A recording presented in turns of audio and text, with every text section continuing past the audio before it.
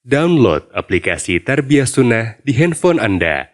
Tersedia di Google Play dan App Store.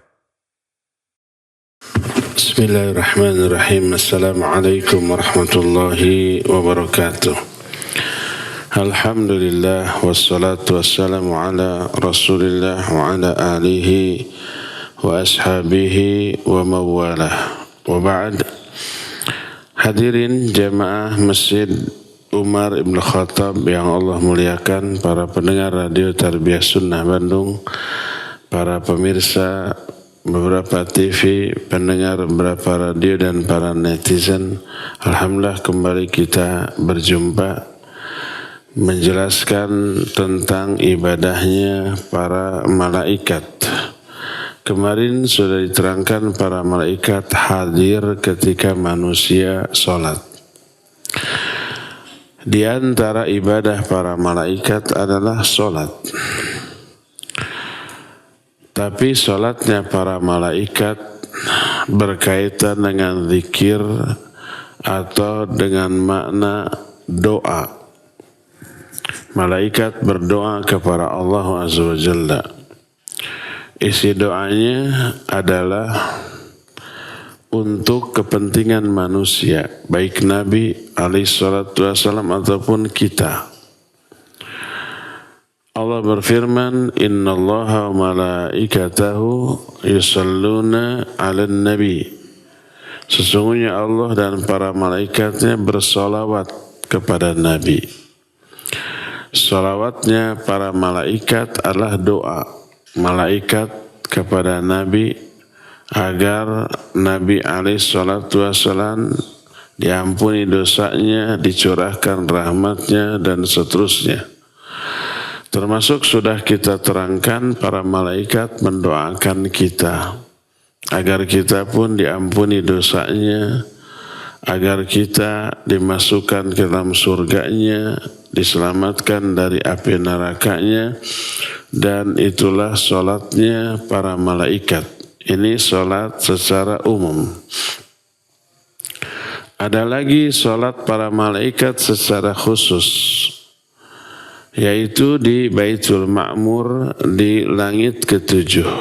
Sebagaimana diterangkan dalam hadis tentang Isra dan Mi'rajnya Nabi alaihissalam. Beliau bersabda, wa rufi'a liyal baitul ma'mur wa fasa'altu Jibril faqal hadzal baitul ma'mur yusalli fihi kulla yawmin 70,000 malakin idza kharaju lam ya'udu akhir ma 'alaihim. Lalu aku pun diangkat ke Baitul Ma'mur. Lalu aku bertanya kepada Jibril, ini bangunan apa? Dijawab oleh Jibril, ini adalah Baitul Ma'mur. Di dalamnya setiap hari salatlah 70,000 malaikat. Dan apabila mereka keluar, mereka tak pernah kembali selama-lamanya. Jadi satu hari ada 70,000 malaikat. Lalu setelah beres sholat, malaikat itu keluar, ganti dengan 70,000 malaikat yang lain. Setelah terus sholat di dalamnya, lalu keluar, ganti oleh 70,000 yang lain. Terus setiap hari begitu, dan satu malaikat itu hanya sekali sholat di sana. Sejak Baitul Ma'mur diciptakan sampai sekarang terus begitu, kebayang jumlah para malaikat keseluruhan pasti sangat banyak.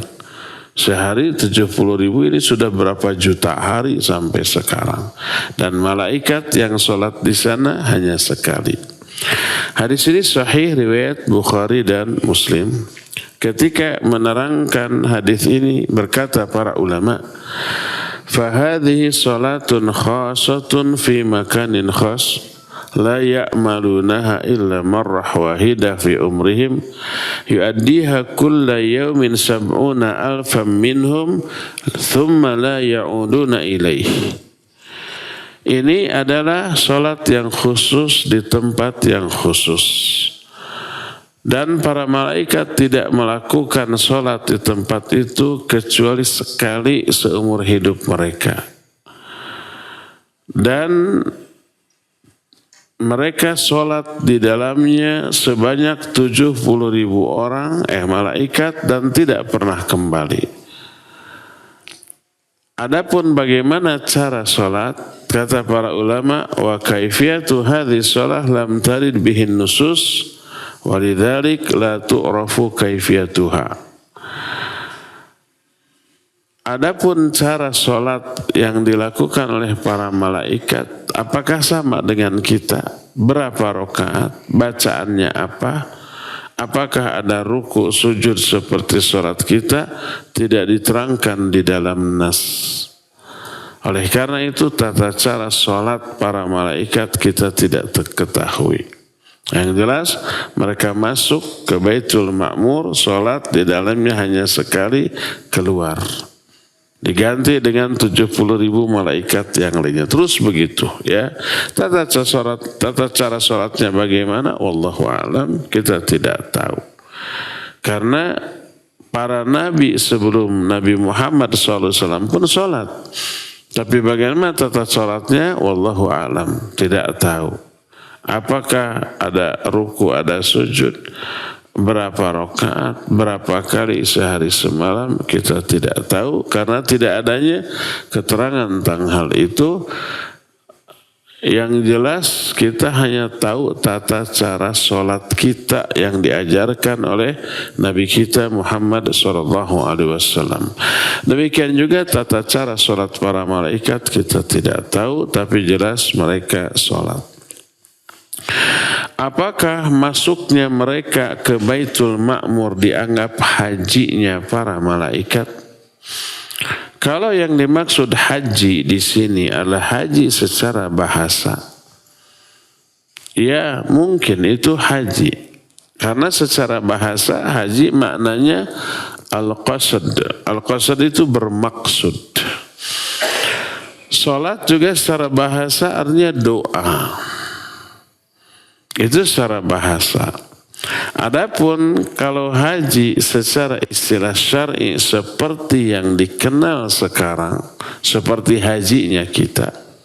Jadi ada umroh dulu, perbuatan umrohnya ada 4. Ihram, terus tawaf, terus sa'i, terus tahallul, sudah. Nah, kemudian pada waktu hajinya tinggal mabit di Mina di malam tanggal 9, wukuf di Arafah di hari ke-9-nya, mabit di Muzdalifah di malam ke-10-nya, dan melakukan jumrah di hari 10, 11, 12, dan 13 di Mina. Setelah itu kembali ke Mekah lalu melakukan tawaf ifadah. Sudah pas mau pulang tawaf wada. Sudah itu. Itu haji secara istilah. Apakah para malaikat di Baitul Ma'mur melakukan itu? Tidak. Jadi mereka tidak dianggap melakukan haji. Ada satu hadis yang mauquf dari Ali bin Abi Thalib radhiyallahu anhu. Dia berkata, Al-Baitul Ma'mur baitun fis sama yuqalu lahu dharrah wa huwa bihiyalil Ka'bah min fawqiha hurmatuhu fis sama ka hurmatil baiti fil ard yusalli fihi kulla yawmin 70,000 minal malaika wa la ya'uduna fihi abada. Baitul Ma'mur adalah sebuah rumah di langit yang disebut Darrah. Letak Baitul Ma'mur persis di atas Ka'bah.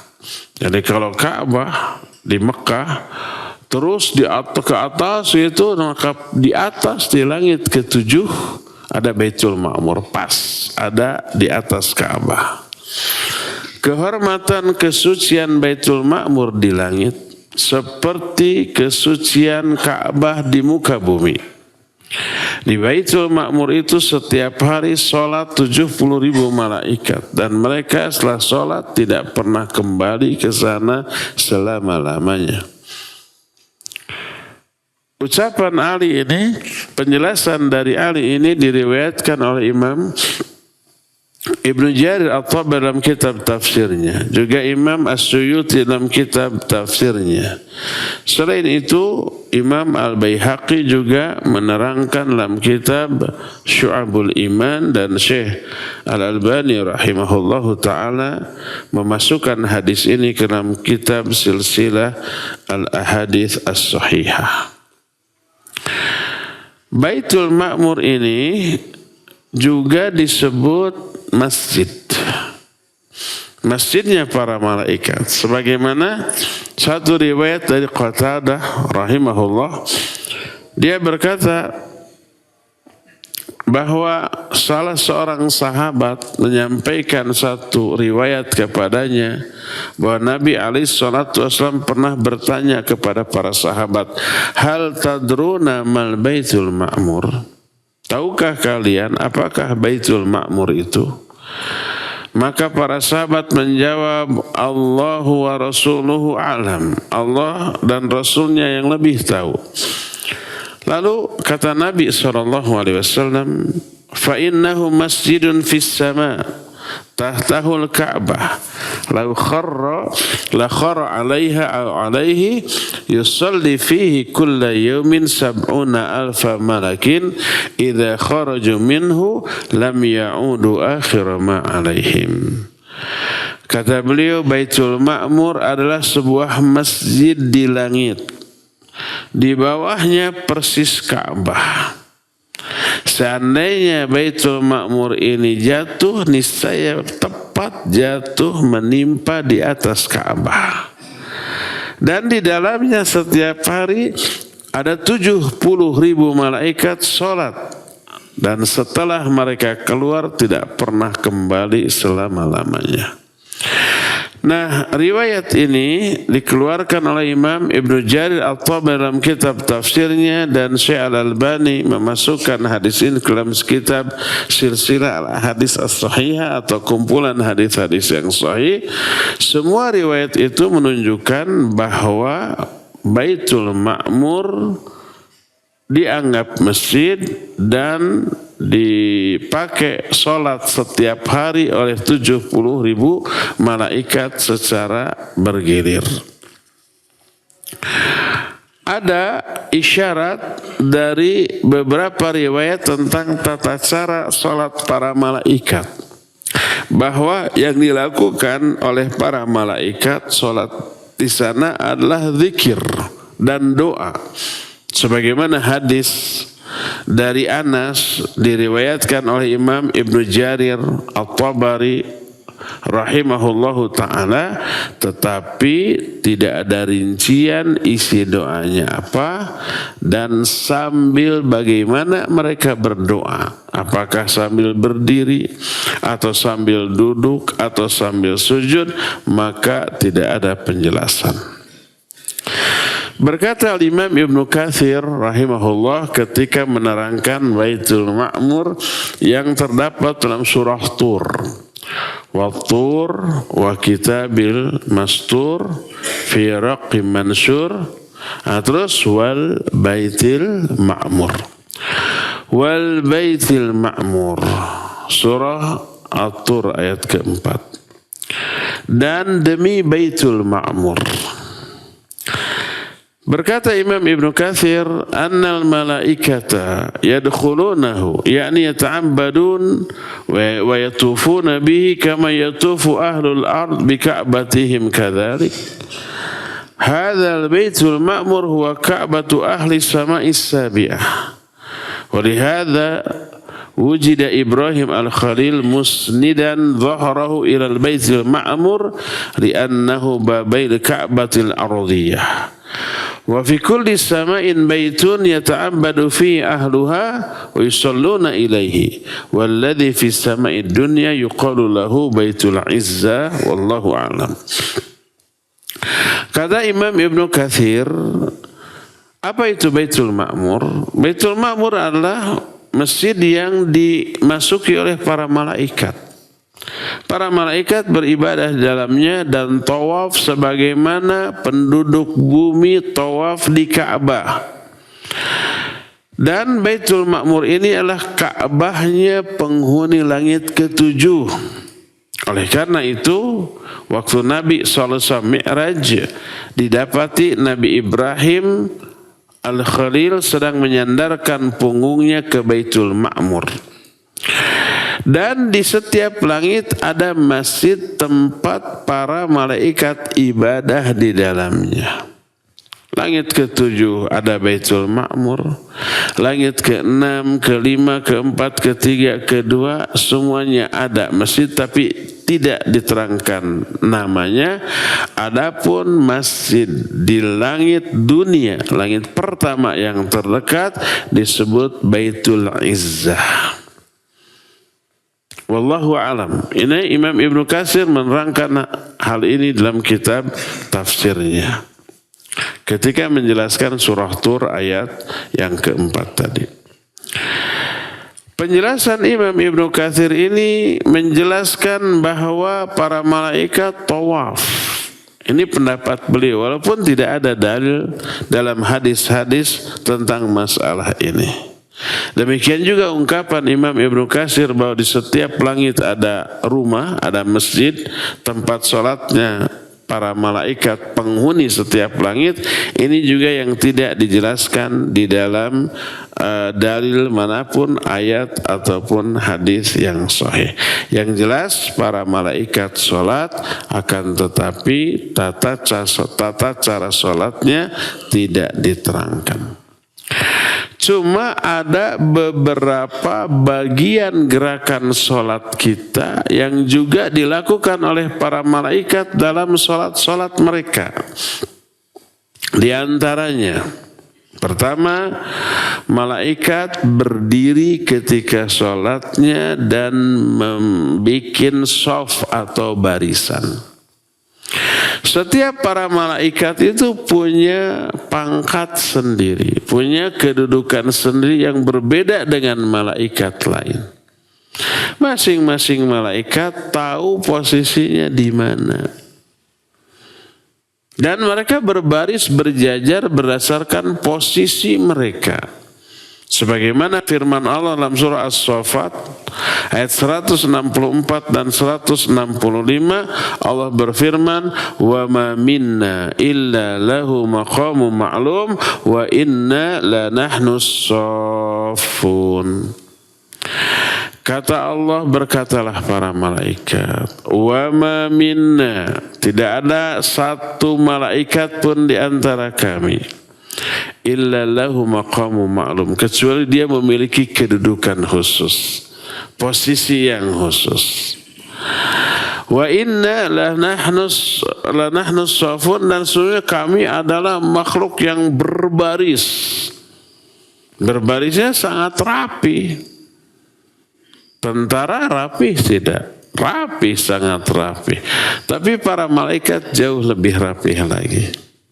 Sehingga diterangkan dalam hadis yang diterima dari Hudzaifah radhiyallahu anhu. Dia berkata bahwa Rasul SAW bersabda, "Fuddilna 'alan nas bi thalathin." Kami, kita, umat Islam diberikan keutamaan dengan 3 keutamaan dibanding umat-umat terdahulu.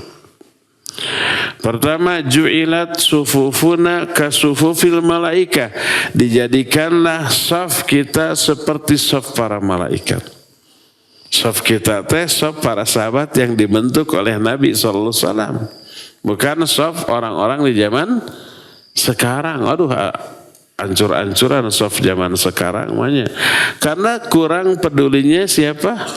Imam salat di masjid-masjid, cuek ke siapa? Ke makmumnya. Ya, begitu qomat imam langsung maju, langsung aja makmumnya belum beres, belum rapat, belum rapi, langsung sudah takbir. Kadang-kadang hanya berseru, luruskan, rapatkan. Barijeng tereret-teret acannya. Apakah sudah lurus, sudah rapat? Kalau Nabi SAW tidak begitu. Jadi pertama, shaf kita seperti shaf para malaikat.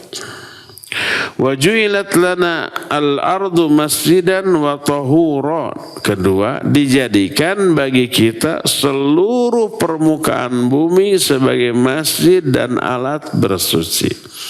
Kalau nabi-nabi terdahulu, sholat itu tidak sembarang tempat, harus di tempat ibadah khusus. Nabi Zakaria di mihrabnya. Kemudian nabi-nabi yang lain ya di tempat khusus untuk ibadah. Nggak bisa di jalan, nggak bisa di tempat terbuka. Tapi kita mah di mana datang waktu sholat, di sana bisa sholat. Boleh di masjid, boleh di luar, di perjalanan, di atas tanah selama tanahnya itu suci dari najis. Tapi kan tanah kotor, nggak apa-apa kotor asal tidak najis. Kalau tanahnya habis ada kencing orang atau kencing binatang ya jangan di sana, geser ke tempat yang tidak ada kencingnya. Jadi boleh di mana saja, dan ketika datang waktu sholat harus wudu, tak ada air, boleh dengan tanah. Disebut apa? Tayammum. Fa in kuntum marda aw ala safarin aw jaa ahadun minkum minal gha'it aw lamastumun nisa falam tajidu ma'an fatayammamu sha'idan thayyiba. Kalau kamu sakit atau safar atau habis BAB atau habis melakukan hubungan dengan istri lalu tidak ada air, maka tayamumlah dengan tanah yang baik. Di mana saja bisa bertayamum. Itu yang kedua. Yang ketiga, wa ju'ilat turbatuha lana tahuran idza lam najril ma, dan dijadikan tanah-tanahnya bagi kami, bagi kita adalah tanah yang suci bila kita tidak menemukan air. Itu dalam satu hadis. Hadis ini diriwayatkan oleh Imam Muslim. 3 keutamaan. Tapi dalam hadis lain riwayat Bukhari dan Muslim, Nabi SAW menyatakan u'titu khamsan lam yu'tahunna ahadun qabli. Aku diberi 5 keutamaan yang tidak diberikan kepada nabi-nabi sebelumnya. Itu dalam hadis riwayat Bukhari dan Muslim. Dalam hadis lain Kitabul Masajid, hadisnya sahih riwayat Imam Muslim, fuddiltu 'alal anbiya bisittin. Aku diberi keutamaan dibanding nabi-nabi yang lain dengan 6 keutamaan. Jadi hadisnya beda-beda. Ada yang 3, ada yang 5, ada yang 6. Semuanya sahih. Timbul pertanyaan, mana itu yang benar? Yang 3, yang 5, atau yang 6? Yang terakhir adalah yang 6. Mungkin ketika Nabi SAW mengatakan aku diberi 3 keutamaan yang tidak diberikan kepada Nabi lain, saat itu wahyu yang Allah berikan hanya menginformasikan 3 keutamaan. Kan selama beliau hidup wahyu terus turun dan kadang syariat bertambah kan gitu ya. Nah lalu diberi wahyu lagi 5 keutamaan. Diberi wahyu lagi yang terakhir 6 keutamaan. Ya. Maka dalam hadis-hadis tersebut berkata Imam Ibnu Hajar Al-Asqalani rahimahullahu ta'ala bahwa perbedaan keterangan dari Nabi SAW bahwa beliau diberi keutamaan di satu hadis 3, di satu hadis lain disebutkan 5, di hadis lain lagi disebut 6, itu karena tadarrujnya syariat yang turun, bertahapnya syariat yang turun. Maka yang terakhirlah yang lengkap. Salah satu di antaranya disebut ju'ilat sufufuna kasufufil malaika, dijadikan saf kita seperti saf para malaikat. Di dalam hadis lain riwayat Imam At-Tabrani dalam kitab Al-Mu'jamul Kabir, Nabi SAW dari Abu Darda menyatakan, fuddiltu bi arba'in. Aku diberi keutamaan dengan 4 keutamaan dibanding nabi-nabi yang lain. Lalu disebutkan, ju'iltu ana wa ummati fis shalah kama tasuful malaikah. Pertama, aku dan umatku diberikan keutamaan dalam sholat, yaitu berbaris rapi seperti barisan para malaikat. Kedua, waju'ila su'idu li wadu'an, dijadikan tanah-tanah bagi kita sebagai alat berwudu, alat bersuci, yaitu dengan cara tayamum. Ketiga, waju'ilatil ardu masjidan wa tahura, dijadikan masjid, ya. Masjid itu dijadikan semua permukaan bumi sebagai masjid dan dianggap suci. Dan yang keempat, wa uhillat liyal ghanaim, dihalalkan bagiku ghanimah. Ghanimah itu harta rampasan perang. Ketika perang musuh kalah, banyak bawa barang-barang bawaan harta dirampas, itu disebut ghanimah. Kalau nabi-nabi terdahulu haram bagi mereka. Jadi kalau mereka perang menang, si harta rampasan perang tadi dikumpulkan di sebuah tempat terbuka. Setelah semua terkumpul, nabi tersebut berdoa. Lalu menyambarlah api dari langit, membakar seluruh ghanimah tersebut, terbakar musnah semua. Tidak boleh diambil, tidak boleh dibawa. Sehingga ada satu riwayat, seorang nabi habis perang, menang, kemudian dikumpulkan harta ghanimah di sebuah tempat terbuka. Setelah beres nabi ini berdoa, ternyata api tidak menyambar-nyambar juga. Lalu nabi ini berkata, di antara kalian ada yang masih menyembunyikan harta rampasan perang. Siapa? Ayo keluarin. Gak ada yang ngaku.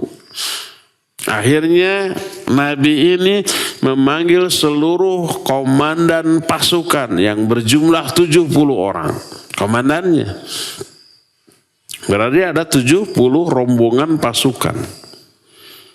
Dibagi-bagikan, ada pasukan pemanahnya, pasukan berkuda, kavaleri, ada pasukan pejalan kaki gitu ya, ada pasukan yang memakai pedang, tombak, macam-macam tuh, beda-beda. Maka masing-masing komandan pasukan ini berjajar disalami oleh nabi ini. Siapa yang ketika bersalaman dengan nabi ini bisa lepas, berarti dia jujur, pasukannya jujur. Disalami semuanya pas. Ada satu komandan gak bisa lepas.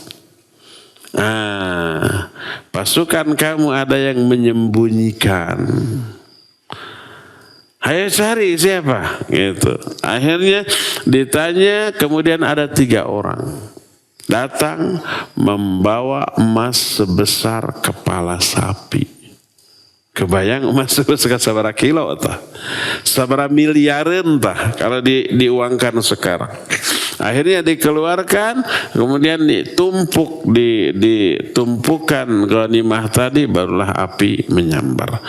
Jadi untuk nabi-nabi terdahulu haram, tidak boleh diambil, tidak boleh dimakan oleh mereka.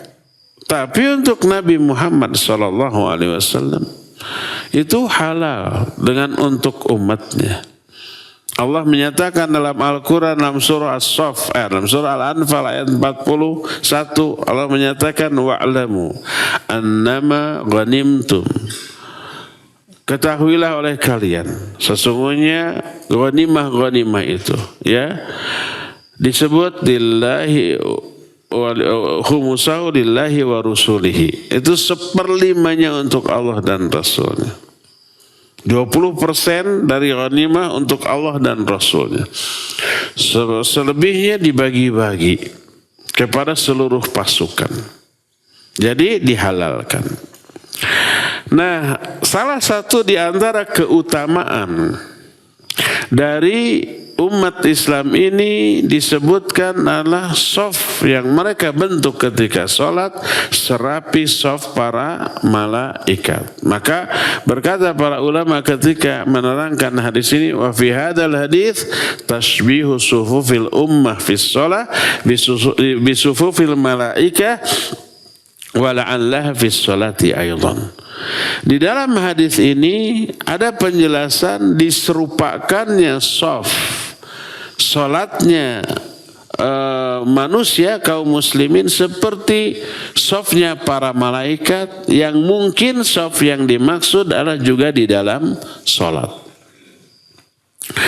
Diterangkan dalam hadis yang diterima dari Jabir bin Samurah radhiyallahu an, dia berkata, kharaja alaina Rasul sallallahu alaihi wasallam faqal ma li arakum rafi aydikum ka'annaha adnabu khailis syums uskunu fis shalah. Nabi sallallahu alaihi wasallam suatu saat keluar menemui kami lalu berkata, kenapa aku melihat kalian menggerak-gerakkan tangan-tangan kalian seperti ekor kuda yang sedang kumincir bahasa kitanya. Kumincir itu apa ya? Kumincir itu tidak mau diam. Gerak-gerak terus si semuanya lah, termasuk si ekornya digerak-gerakkan. Ada para sahabat ketika sholat, si tangannya itu tidak mau diem, bergerak terus, garuk-garuk, ngelus-ngelus jenggot, atau membenarkan posisi kopiah atau imamah, padahal sudah benar tadi teh, dibenarkan jadi menyon. Kadang-kadang ngepruk ini gitu ya, tidak mau diem.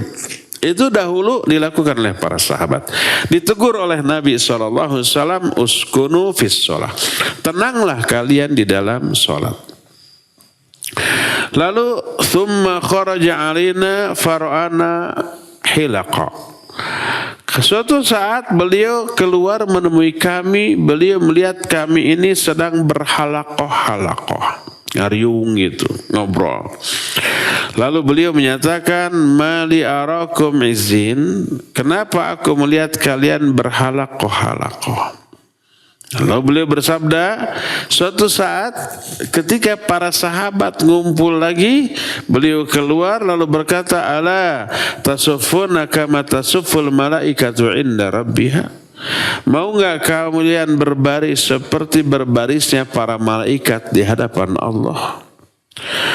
Faqulna ya Rasulullah wa kaifa tasuful malaikatu inda rabbiha. Para sahabat bertanya, wahai Rasulullah, bagaimana barisnya para malaikat di hadapan Allah?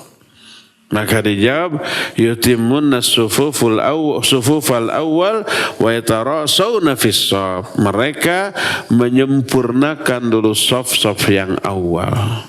Maksud menyempurnakan teh memenuhi dulu shaf-shaf yang awal, baru yang kedua, yang ketiga, dan mereka merapatkan shaf tersebut. Rapat sampai Nabi SAW menyatakan, rapat kalian sampai para sahabat merapatkan kaki dengan kaki, bahu dengan bahu di hadapan Nabi SAW. Ada yang mengatakan itu kan perbuatan sahabat, bukan hadis Nabi. Ini orang nggak tahu pembagian hadis.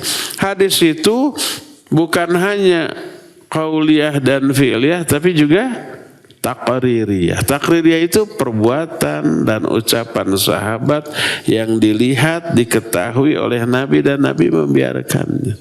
Berarti itu yang benar. Oleh karena itulah maka rapatkan shaf dengan cara merapatkan bahu-bahu, kaki dengan kaki. Dan ini menunjukkan dibukanya dua kaki selebar bahu. Jangan sampai ngajegang teuing, jangan sampai rapat teuing, ya. Kalau ngajegang teuing, kaki dengan kaki beradu tapi pundak bahu berjauhan. Kalau rapat teuing, bahu dengan bahu beradu tapi kaki tidak beradu, ya.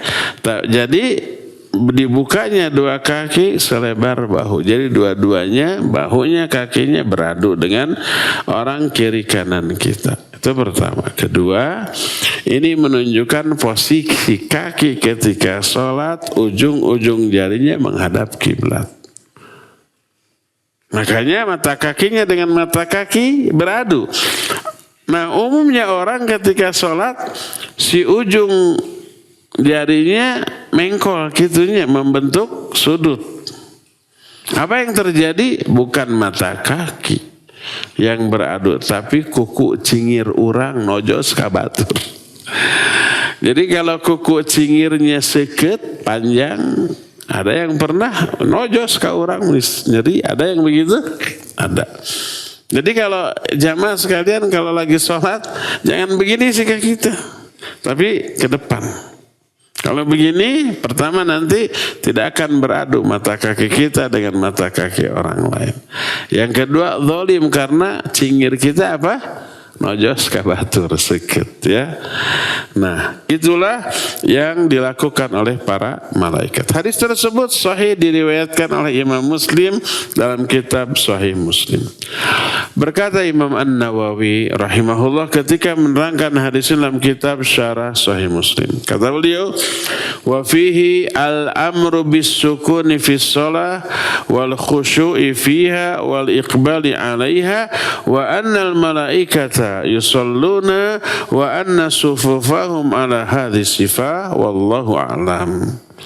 Di dalam hadis ini terkandung perintah untuk tenang di dalam sholat.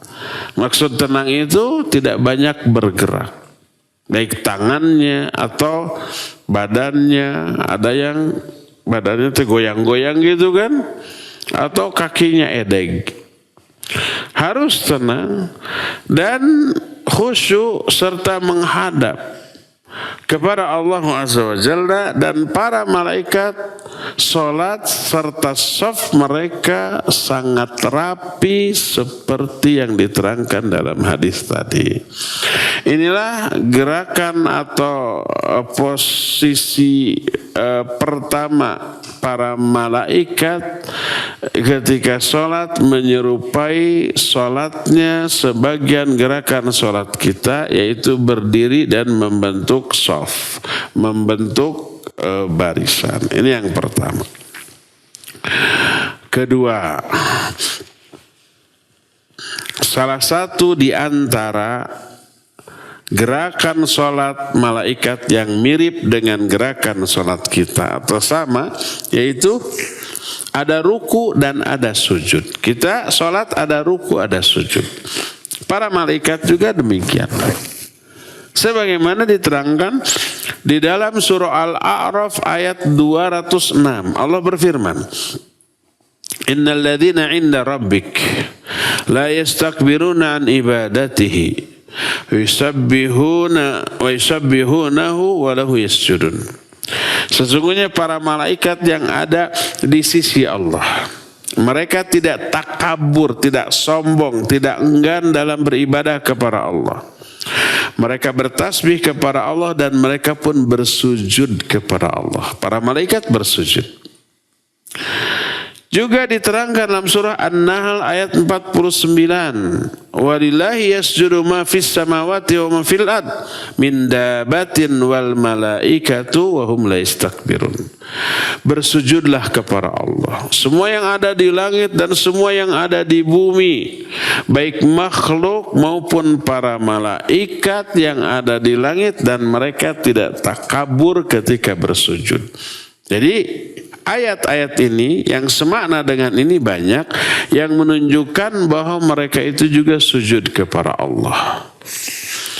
Sujudnya para malaikat ini adalah sujud ibadah sujud khauf atau rasa takut dan ketaatan kepada Allah. Berbeda dengan sujudnya para malaikat kepada Adam. Kan malaikat disuruh sujud oleh Allah kepada Adam. Wa idh qulna lil malaikati isjudu li Adama fasajadu illa iblis.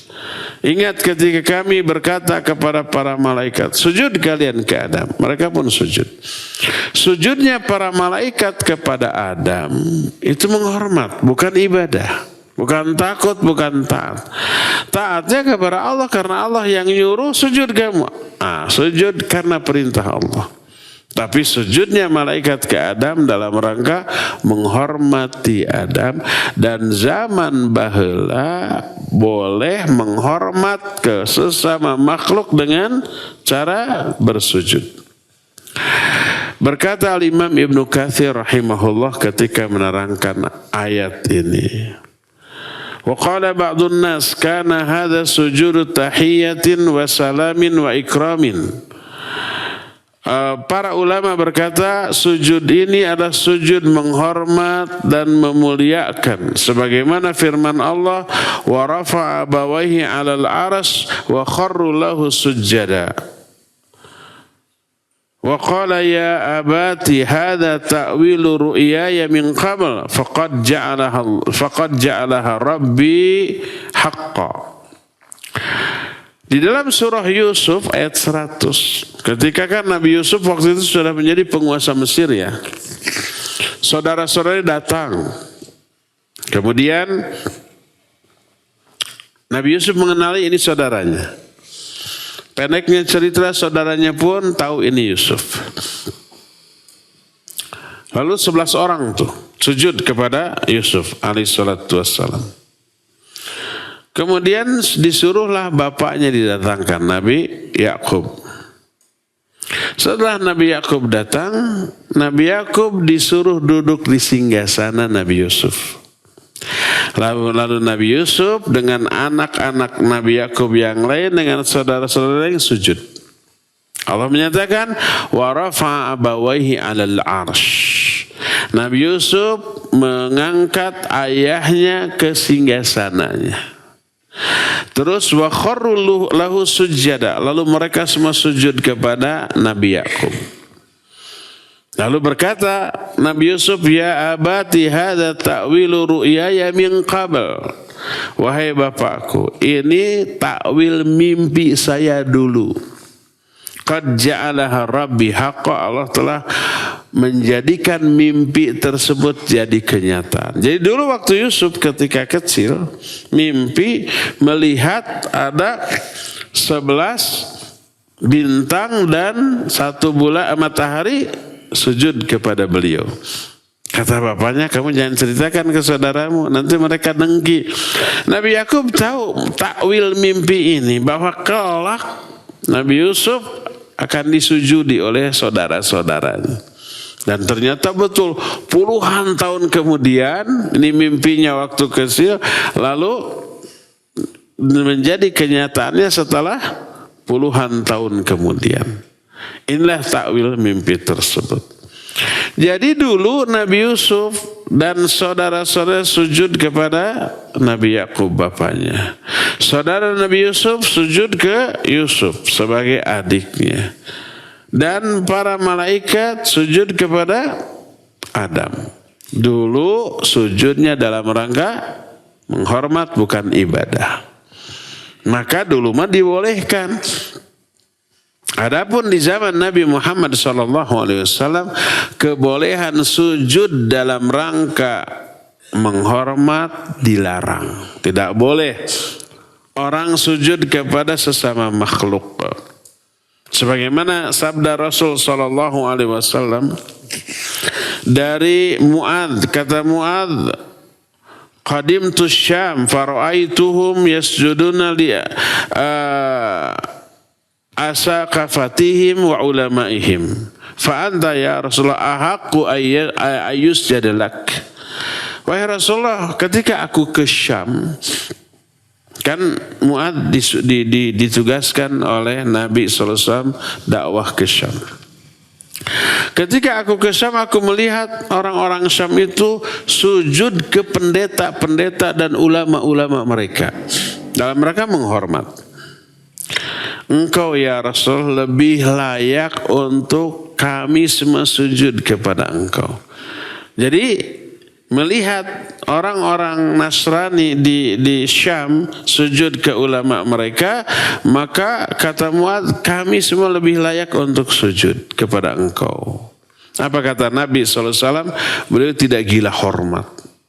Kata beliau, lau kuntu amiran basharan ayasjuda li basharin la amartul mar'ata an tasjuda li zawjiha min admi haqqihi 'alaiha. Tidak boleh. Seandainya aku berhak memerintahkan seorang untuk sujud kepada orang lain, niscaya akan aku perintahkan para istri untuk sujud kepada suami-suaminya karena besarnya, agungnya hak suami atas istrinya. Kalau boleh, tapi karena ini tidak boleh, maka Nabi SAW tidak merintahkan para istri untuk sujud ke suami-suami mereka. Ya, hadis ini sahih diriwayatkan oleh Imam Ahmad dari Mu'adz bin Jabal radhiyallahu an, dan Syekh Al-Albani dalam kitab Irwaul Ghalil menyatakan hadis ini sebagai hadis yang sahih. Jadi kalau zaman dahulu boleh sujud untuk menghormat, kalau sekarang nggak boleh. Maka siapa orang yang sujud kepada sesama makhluk dalam rangka ibadah, karena takut, karena taat, dia musyrik. Karena beribadah kepada sesama makhluk, kepada selain Allah. Tapi siapa orang yang sujud kepada sesama manusia, sama makhluk, tapi dalam rangka menghormat, bukan dalam rangka ibadah, maka dia maksiat, tidak musyrik. Karena bukan ibadah, tapi maksiatnya itu karena melanggar larangan sujud dalam rangka menghormat. Dia tidak musyrik tapi bermaksiat karena tidak taat kepada larangan Nabi SAW. Ya. Adapun kalau orang sujud kepada yang lain bukan dalam rangka menghormat, bukan dalam rangka ibadah, tapi ada keperluan, maka boleh. Seperti umpamanya kita duduk di kursi arepekte, anak kita atau istri kita murag pulpen atau koin ke bawah kursi kita, terus diambil. Ngambilnya sampai apa? Depongan kan, sampai sujud. Apakah dia sujud menghormat kita? Bukan. Apa sujud ibadah kepada kita? Bukan. Terus apa tuh? Ngambil koin yang jatuh. Itu mah ada keperluan, maka boleh. Termasuk juga ruku, termasuk tapak deku. Kalau ada keperluan boleh. Seperti umpamanya seorang istri membukakan sepatu atau kaos kaki suaminya sambil suaminya duduk di atas kursinya, otomatis tapak deku, kadang-kadang ruku gitu ya, maka bukan menyembah, bukan menghormat, tapi ada keperluan, maka itu boleh. Seperti Mughirah bin Syu'bah radhiyallahu an ketika melihat Nabi SAW berwudu memakai sepatu. Pas Nabi mau membasuh dua kakinya, maka Mughirah bin Syu'bah membungkuk mau membukakan sepatu Nabi SAW. Dan posisi membungkuknya sama menyerupai ruku, bahkan lebih rendah daripada rukunya. Kalau ruku mah badannya lurus, kalau ini mah badannya sampai lebih rendah lagi. Kata Nabi SAW, khalli fa inni adkhaltuhuma tahiratain. Biarkan, jangan dibuka. Karena aku memasukkan dua kakiku dalam keadaan suci ke sepatu. Lalu beliau mengusap bagian atas sepatunya. Nah, membungkuknya Mughirah bin Syu'bah bukan karena menyembah kepada Nabi SAW, bukan karena dalam rangka menghormat, tapi karena ada keperluan, maka boleh, nggak apa-apa ya. Inilah sujudnya para malaikat kepada Allah Azza wa Jalla dalam rangka ibadah, takut dan taat. Adapun sujudnya malaikat kepada Adam dalam rangka menghormat, tapi taatnya kepada Allah karena Allah yang memerintahkan ya. Ini dua jenis perbuatan ibadah dalam sholat yang kita lakukan, yang juga dilakukan oleh para malaikat, ruku, sujud, dan berdiri bersaf-saf. Cukup ya sampai di sini untuk hari ini, dan kita masih punya sisa waktu untuk bertanya jawab kepada bapak-bapak dulu. Kalau ada yang mau bertanya dipersilahkan. Assalamualaikum. Izin bertanya tapi maaf di luar tema. Mangga. Kapan dan di mana tempatnya mendoakan orang yang sudah meninggal, misalnya orang tua saya, anak saya, dan saudara saya? Apakah ada tempat dan waktu khusus untuk mendoakan yang dicontohkan oleh Rasulullah? Terima kasih. Iya. Kapan saatnya mendoakan orang yang sudah mati? Pertama tentu saja dalam sholat jenazah ya. Ketika kita mensolatkan jenazah, maka kita mendoakan jenazah tersebut sebelum jenazah itu dikuburkan. Kedua, boleh kapan saja selama di tempat yang layak. Jangan di WC bari ngadan bari ngadoa. Juga jangan di tempat kajian seperti ini sambil mendengarkan atau tidak mendengarkan malah berdoa. Karena melecehkan kajian yang sedang dibahas. Yang paling utama pertama berdoalah dalam sholat. Terutama dalam sujud. Baik sholat fardu ataupun sholat sunnah. Kalau sholat fardu agak susah. Karena kalau kita menjadi imam, khawatir makmum kelamaan. Kalau menjadi makmum, belum sempat berdoa sudah cengkat si imamnya. Yang paling memungkinkan dalam sholat sunnah. Sunnah apapun, rawatib, tahiyatul masjid, apalagi tahajud. Baca dulu bacaan pokok sujud subhana rabbiyal a'la minimal 3 kali. Baca dulu itu, setelah itu baru berdoa untuk yang sudah meninggal. Bagaimana doanya? Nah itu hafalkan doa sholat jenazah di takbir yang ketiga. Takbir pertama kan baca Fatihah. Takbir kedua baca sholawat. Nah takbir ketiga ini baca doa untuk si mayit. Hafalkan doa itu, baca ketika kita sujud. Setelah subhana rabbiyal a'la, subhana rabbiyal a'la, subhana rabbiyal a'la 3 kali, lalu silakan doakan. Salah satunya mendoakan orang tua. Kalau orang tua kita dua-duanya sudah meninggal, Allahumma gfir lahuma warhamhuma wa'afihima wa'afu anhuma wa akrim nuzulahuma wasi madkhalahuma wagsilhuma bil ma'i wa thalji wal bad. Terus sampai akhir. Kalau hanya salah satu bapaknya saja, sebut Allahumma gfir li abi atau li walidi warhamhu wa'afi wa'fu anhu. Kalau yang meninggal ibu kita, Allahumma gfir li walidati atau li ummi boleh. Warhamha wa'afiha wa'fu anhu. Tinggal mengganti dhamirhu dengan ha atau huma ya.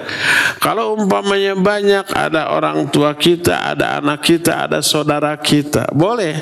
Umpamanya kita sebut Allahumma gfir li walidayya wali akhwati atau wali ikhwani ya. Terus warhamhum wa'afihim wa'fu anhum wa akrim nuzulahum wa simad khalam, tinggal diganti dengan hum. Silakan baca ketika sujud dalam sholat. Tapi harus waspada, itu sholat loh.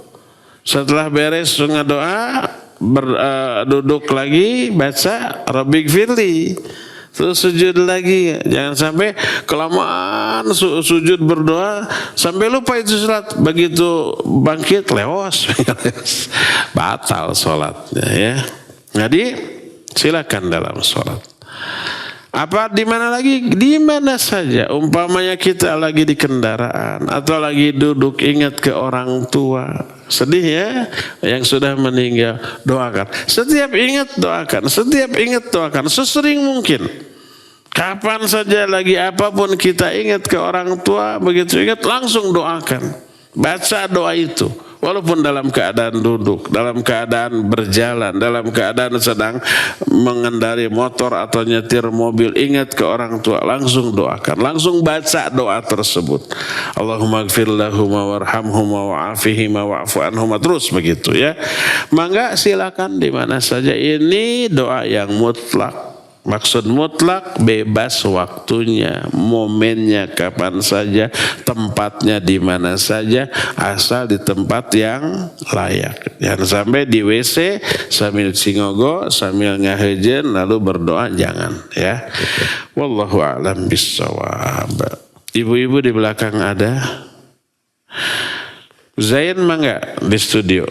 Ada pertanyaan dari Pak Endang di Ciberem, Cimahi, Ustadz. Afan, Ustadz mau bertanya, sebagaimana yang tadi dijelaskan di surat Al-Anfal ayat 41, bahwa harta rampasan perang 1/5 untuk Allah. Sementara di ayat itu sudah ada bagian untuk Rasul, kerabat Rasul, anak-anak yatim, dan orang-orang miskin. Mohon dijelaskan apa yang maksud 1/5 untuk Allah. Terima kasih, jazakallahu khairan. Iya. Di dalam Al-Anfal ayat 40 tadi, ayat 40. Allah menyatakan wa'lamu annama ghanimtum min syai'in falillahi khumusahu walirrasuli walidhil qurba wal yatama wal masakin wabnis sabil. Ketahuilah bahwa ghanimah itu 1/5 untuk Allah dan Rasulnya. Apa untuk Allah maksudnya? Nanti Nabi SAW yang ngatur. Kalau sekarang, zaman sekarang ulil amri yang ngatur. Masukkan ke Baitul Mal atau dibagi-bagi kepada orang-orang yang tadi sebutkan. Kepada kerabat, kepada anak-anak yatim, kepada orang-orang miskin, kepada ibnu sabil. Nah 1/5 untuk Allah itu ya untuk itu ya.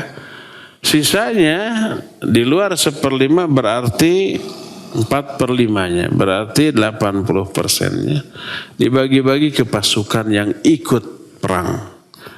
Dengan cara pembagian rata enggak rata. Didasarkan kepada apa? Ijtihad imam. Waktu itu Nabi SAW yang menjadi imam. Makanya pernah Nabi SAW waktu perang Hunain membagikan harta rampasan perang kepada mu'allaf, ada yang dapat 100, ada yang dapat 1000 ekor unta. Sahabat-sahabat senior dapatnya cuma 1-2, yang baru masuk Islam ada yang dapat 100, ada yang dapat 1000 ekor unta. Sampai ada seorang sahabat senior menyatakan, "I'dil ya Muhammad fa innaka la ta'dil." Berbuat adillah engkau hai Muhammad karena engkau tidak adil. Tuh bayangkan. Nabi SAW sampai tersinggung. Mayyadil illam ya'dilillah wa rasuluh. Siapa lagi yang bisa berbuat adil kalau Allah dan Rasulnya dianggap tidak adil. Jadi pembagian itu berdasarkan wahyu Allah Azza wa Jalla. Pasti teradil. Kenapa sahabat-sahabat senior dibagi sedikit, yang mu'allaf baru masuk Islam dibagi banyak? Ini salah satu di antara ketetapan syariat. Mu'allaf itu harus dibujuk hatinya untuk menguatkan keimanannya.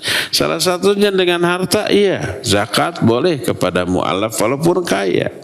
Termasuk ghanimah diberikan bagian yang banyak walaupun dia kaya tapi baru masuk Islam. Jadi itulah ketetapan, tidak harus rata gitu. Nah, jadi diserahkan kepada ijtihad imam yang berkuasa saat itu. Kalau sekarang negara berperang menang, harta musuh yang sudah kalah diambil oleh kita halal. Bagaimana dibagi-baginya? 4/5 dibagi ke tentaranya, sisanya itu untuk Baitul Mal. Nanti mereka para penguasa ini yang membagi-bagi sesuai dengan kondisi ijtihad mereka ya. Demikian wallahu a'lam bissawab. Cukup ya sampai di sini. Kita akan bahas lagi ini lanjutannya di hari Senin yang akan datang. Subhanakallahum bihamdik asyhadu an la ilaha illa anta astaghfiruka wa atubu ilaik. Walhamdulillahirabbil alamin. Wassalamualaikum warahmatullahi wabarakatuh.